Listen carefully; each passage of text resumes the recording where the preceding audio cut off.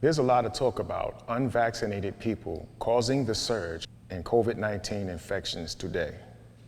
Is this true? Where is the data? Or are there other reasons for the global surge in infections? Keep watching to learn more about this controversial claim and the unpublicized reasons for vaccine hesitancy you will not find in popular media. Stay tuned. We are living in a time where people are being pressured to take the vaccine. Before we get started, please hit the subscribe button and don't forget to click the thumbs up icon. Okay, now that that's out the way, let's start. I want to have a real discussion about COVID-19 vaccine hesitancy. My goal is to create a real dialogue with all the parties where all of the concerns are addressed. I welcome feedback from government agencies, media, and individuals who feel as if their concerns are not being addressed. The COVID-19 Delta variant is widely discussed in the news, on social media, and by government organizations as a dangerous and highly contagious virus.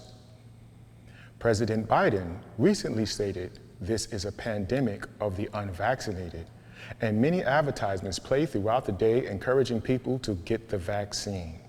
A term called vaccine hesitancy was coined to describe individuals who have not taken the vaccine, and extensive media campaigns have been developed to implore people to be responsible and get vaccinated.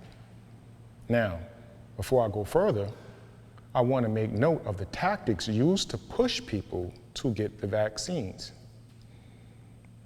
These tactics are causing problems for individuals who may be on the fence about the vaccines, especially people with health concerns. Rewards are being offered as incentives to get vaccinated, such as unhealthy foods like burgers, donuts, and alcohol. They're also giving lottery tickets and event tickets. It also seems like vaccines are being tied to our freedom. Unvaccinated people seem to have more restrictions placed upon them than vaccinated people. This translates to limiting the ability to travel freely, eat in certain restaurants, taking vacations, attending public events, just to name a few. These restrictions make the unvaccinated feel discriminated against. We know how that feels. Vaccinated equals free, unvaccinated, not free. The CDC initially cautioned us against super spreader events at the beginning of the pandemic, but now there are no discussions or restrictions for vaccinated people. Could large public gatherings be the cause of the surge in the Delta variant infection rates today? Or are the unvaccinated responsible for the surge? Media is promoting the idea that the virus is spreading from unvaccinated people as if vaccinated people can't spread the virus. Where is there data to support the claim? Is it possible that vaccinated people who don't wear masks and attend large events are spreading the virus? Are vaccinated people safe from serious illness, and can they spread the virus to their unvaccinated children? I asked this question because I saw a story about this on the news. Can vaccinated people die from COVID-19? Health officials provided some reasons for vaccine hesitancy. They suggested the following reasons. I want to wait and see. Are the vaccines safe? The vaccines are only approved for emergency medical use. Government officials and organizations are on television promoting the safety of the COVID-19 vaccine, but people are still hesitant, including some nurses. Why? Mandates are being suggested for some city organizations, but in New York City, the union 1199 is protesting a COVID-19 mandate for a hospital, which leads me to some reasons why some people don't want to take the COVID-19 vaccine. Vaccine manufacturers are immune from lawsuits if their product causes death or injury. People do not have sufficient legal recourse. Since the vaccine was only approved for emergency use, can someone make a claim under the National Vaccine Injury Compensation Program, NVICP? Is there a defined window to file a claim? Does the benefit outweigh the risk for the individual if they are injured or die from the vaccine? Is there a study of the long-term effects of the vaccine? Where is the informed consent notification for COVID-19?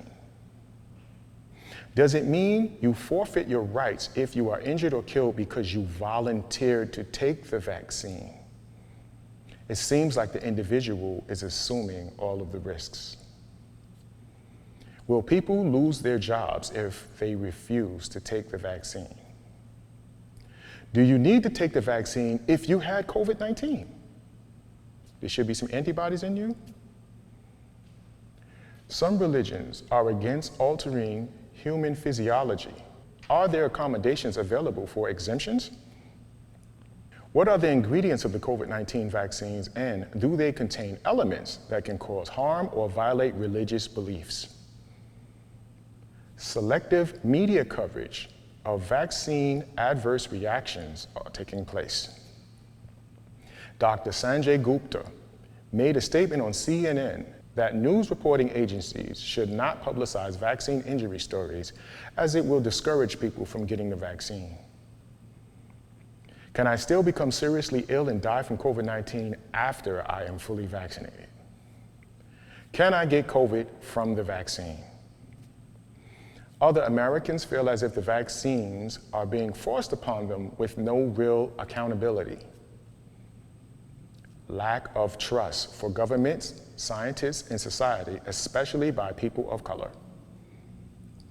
Some people feel as if they are being manipulated by the pharmaceutical companies with the help of the government for an experimental vaccine. Fear of death is a real concern from the virus, but it is being used to scare people to take huge risks with the vaccine. Again, we don't know the long-term effects. Many descendants of American slavery do not trust the United States because the government has engaged in the sin of slavery, and they have not passed legislation specifically for the victims of slavery or made any restitution for the harm caused to the victims. The U.S. just passed legislation specifically for hate crimes against Asians. Hate crimes have been committed against slavery descendants in the U.S. since the formation of the country and continue through today. Remember the public execution of George Floyd? Science has performed experiments on slavery descendants and produced false, biased information about their cognitive and physical abilities or lack thereof. Science and government caused harm to the descendants of slavery and have not made it right by our standards. They want blind, unquestioning trust. How about working on becoming trustworthy first? Injustice and reparations is a higher priority than the COVID-19 vaccine to many slavery descendants. Some people accuse the non-vaccinated as being irresponsible or selfish, but I implore you to take note of the stated concerns mentioned previously, especially the trust concerns. Some people feel as if this pandemic was created by pharmaceutical companies to force mass controls on their lives and take away their rights. The pharmaceutical companies are making money on the vaccines, so a legitimate question is, who were the companies working in the lab located in Wuhan, China? And what exactly was they working on? Lastly, I want to ask a question.